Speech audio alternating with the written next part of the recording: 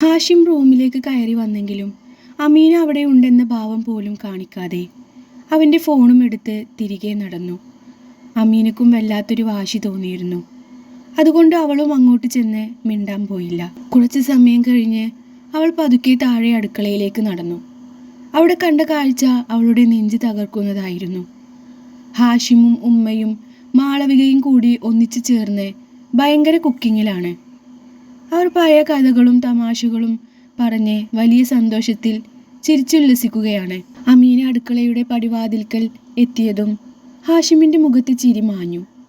അവൻ അവളെ കണ്ടപാടെ കയ്യിലിരുന്ന പാത്രം ഒരു വശത്തേക്ക് വെച്ച് ഒരക്ഷരം പോലും മിണ്ടാതെ വേഗം പുറത്തേക്ക് പോയി. അവൻ പോയെങ്കിലും ഉമ്മയും മാളവികയും ഓരോ പണികളിൽ തന്നെ ഏർപ്പെട്ടു. അമീനക്ക് അവിടെ തനിച്ചു നിൽക്കാൻ വല്ലാത്തൊരു വിഷമം തോന്നിയതുകൊണ്ട് അവളും അവർക്കൊപ്പം ഒരു വശത്ത് ചെന്ന് പതുക്കെയിരുന്നു. അപ്പോഴാണ് ഹാഷിമിൻ്റെ അനിയൻ ഹിഷാം അടുക്കളയിലേക്ക് കടന്നു വന്നത്. അവൻ വന്നയുടനെ ഓരോ തമാശകൾ പറഞ്ഞ് ഉമ്മയെയും മാളവികയും ചിരിപ്പിക്കാൻ തുടങ്ങി. എല്ലാവരും ചിരിക്കുന്നുണ്ടെങ്കിലും അമീനയുടെ ഉള്ളിൽ ഒരു തരി സന്തോഷം പോലും ഉണ്ടായിരുന്നില്ല. അവൾ വല്ലാത്തൊരു ശൂന്യതയോടെ ഓരോ ചിന്തകളിൽ മുഴുകിയിരുന്നു. കുറച്ചു കഴിഞ്ഞ് ഹാഷിം വീണ്ടും ഒരു ആവശ്യത്തിനായി അടുക്കളയിലേക്ക് വന്നപ്പോഴാണ് ഹിഷാം വലിയൊരു കൗണ്ടർ എറിഞ്ഞത്. അവൻ ഹാഷിമിൻ്റെ തോളിൽ കൈവച്ച് ഉച്ചത്തിൽ ചിരിച്ചുകൊണ്ട് പറഞ്ഞു, ഇക്കാക്ക, നിങ്ങളുടെ റിലേഷൻഷിപ്പിൽ മതം ഒരു തടസ്സമായിരുന്നെങ്കിൽ ഈ വീട്ടിലെ മരുമകളായി വരേണ്ടത് നമ്മുടെ മാളു അല്ലേ? ഹിഷാം അത് ചോദിച്ചതും അടുക്കളയിൽ പെട്ടെന്ന് ഒരു നിശബ്ദത പടർന്നു. അമീനയുടെ നെഞ്ചൊന്നു പിടഞ്ഞു.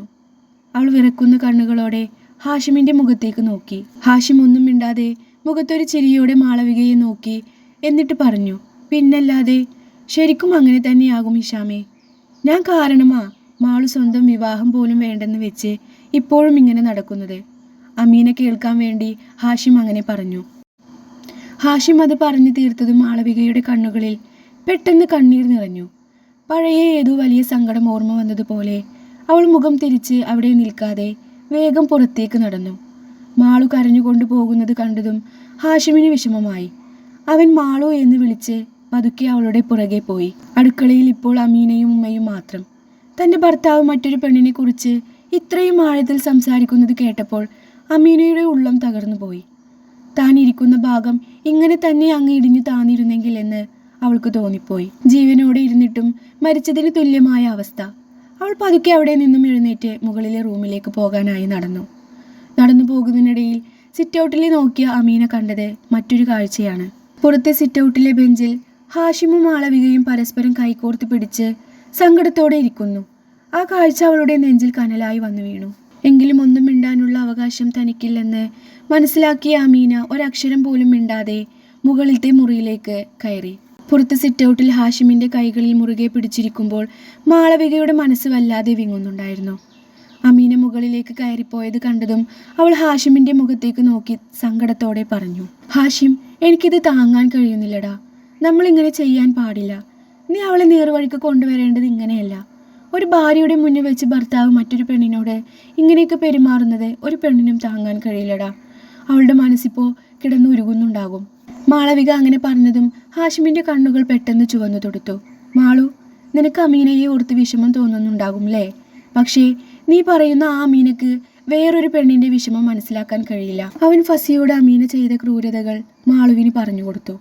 മറ്റുള്ളവരുടെ കുടുംബം തകർക്കാൻ നടന്ന അവൾക്ക് സ്വന്തം കുടുംബവും ഭർത്താവും നഷ്ടപ്പെടുമെന്ന ഭയം വരുമ്പോൾ മാത്രമേ അവൾ ചെയ്ത തെറ്റിൻ്റെ ആഴം മനസ്സിലാകൂ മാളു.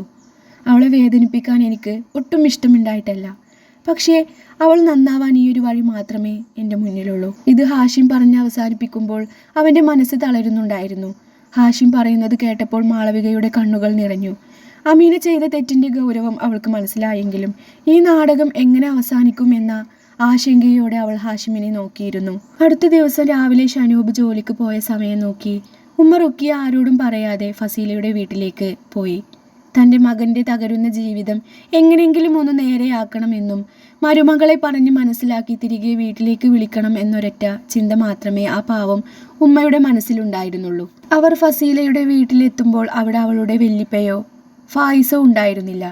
സിറ്റൗട്ടിൽ ഫസീലയും അവളുടെ ഉമ്മ ഫരീദയും മാത്രമായിരുന്നു ഉള്ളത്.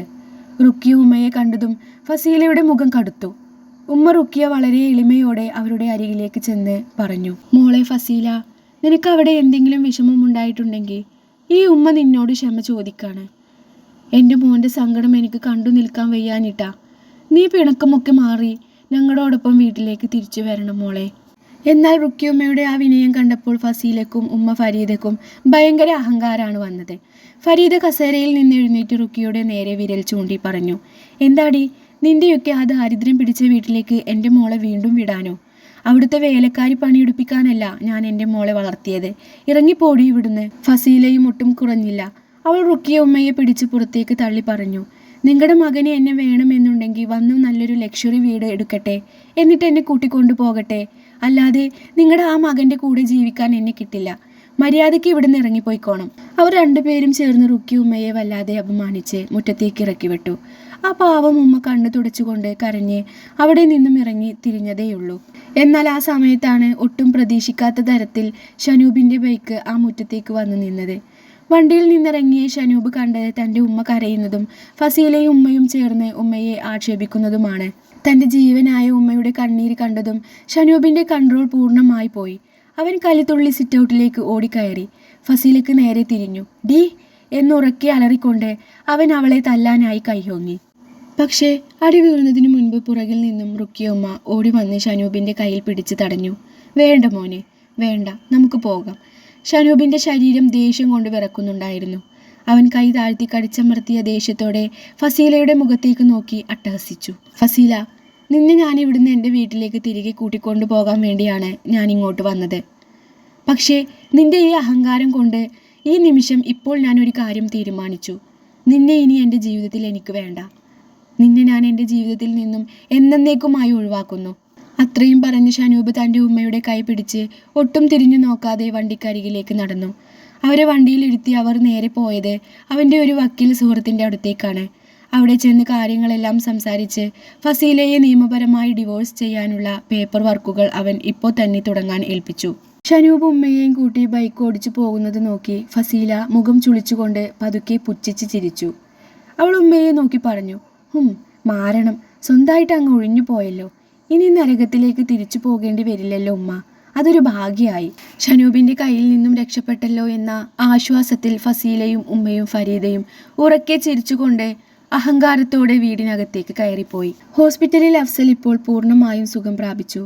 റൗണ്ട്സിനായി വന്ന ഡോക്ടർ അവൻ്റെ ഫയലുകളെല്ലാം പരിശോധിച്ച് പുഞ്ചിരിച്ചുകൊണ്ട് പറഞ്ഞു, ഇപ്പോൾ അഫ്സൽ ഓക്കെയാണ്. നാളെ രാവിലെ നമുക്ക് ഡിസ്ചാർജ് ചെയ്യാം കേട്ടോ. ഫോൺ റിങ് ചെയ്തതും എടുത്തത് അർഷിയായിരുന്നു.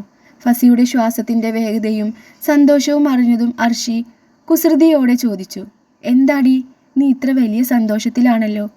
എടി, ഉമ്മ എവിടെ? ഉമ്മക്ക് ഫോൺ കൊടുക്ക്. ഫസി തിടുക്കം കൂട്ടി. നീ എന്നോട് കാര്യം പറഞ്ഞിട്ട് ഉമ്മയോട് പറഞ്ഞാൽ മതി. നീ വെറുതെ കളിപ്പിക്കാതെ കാര്യം പറ. അർഷി ഫോൺ കൊടുക്കാതെ വാശി പിടിച്ചു. എടി അർഷി, നീ ഫോൺ കൊടുക്ക് പ്ലീസ്, ഫസി കൊഞ്ചിക്കൊണ്ട് പറഞ്ഞു. നമ്മുടെ അഫ്സലിക്കാനെ നാളെ ഡിസ്ചാർജ് ചെയ്യും. ഓ, ഇതാണോ കാര്യം? ഞാൻ വിചാരിച്ചു നിനക്ക് വല്ല ലോട്ടറി അടിച്ചെന്ന്. അർഷി ചിരിച്ചുകൊണ്ട് കളിയാക്കി. എനിക്കിത് ലോട്ടറി തന്നെയാടി. നീ കൂടുതൽ കൊഞ്ചാതെ ഉമ്മക്ക് ഫോൺ കൊടുക്ക്, ഫസി സന്തോഷം കൊണ്ട് പറഞ്ഞു.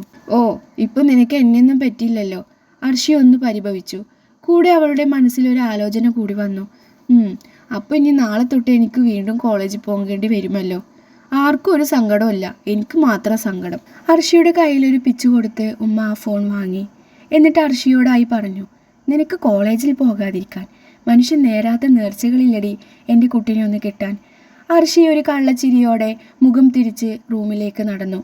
ഉമ്മ ഫസിയോട് സംസാരിച്ച് രണ്ടുപേരും വലിയ സന്തോഷം പങ്കുവച്ചു. ഉമ്മയുടെയും കുടുംബത്തിൻ്റെയും സന്തോഷം കണ്ട് മനസ്സ് നിറഞ്ഞ ഫസി ഫോൺ കട്ട് ചെയ്ത് അഫ്സലിൻ്റെ അരികിലേക്ക് പോയി. കട്ടിലിൽ ചാരിയിരുന്ന് ഫസിയുടെ ഈ ഫോൺ വിളിയും ആഹ്ലാദവുമെല്ലാം അഫ്സൽ നോക്കി കാണുകയായിരുന്നു. അവൾ അവൻ്റെ അരികിൽ വന്നിരുന്നതും അഫ്സൽ അവളുടെ മുഖത്തേക്ക് തന്നെ നോക്കി നിന്നു. തൻ്റെ പെണ്ണിൻ്റെ മുഖത്ത് വിരിഞ്ഞ ആ യഥാർത്ഥ സന്തോഷം കണ്ടപ്പോൾ അഫ്സലിൻ്റെ മനസ്സ് പൂർണ്ണമായി നിറഞ്ഞു. തനിക്കു വേണ്ടി അവൾ എത്രമാത്രം പ്രാർത്ഥിച്ചെന്നും സങ്കടപ്പെട്ടെന്നും അവന് നന്നായി അറിയാമായിരുന്നു. അവളിൽ തന്നോടുള്ള ആഴത്തിലുള്ള സ്നേഹവും കരുതലും ഒന്നുകൂടി തിരിച്ചറിഞ്ഞ അഫ്സൽ പ്രണയത്തോടെ അവളുടെ കൈകളിൽ മുറുകെ പിടിച്ചു.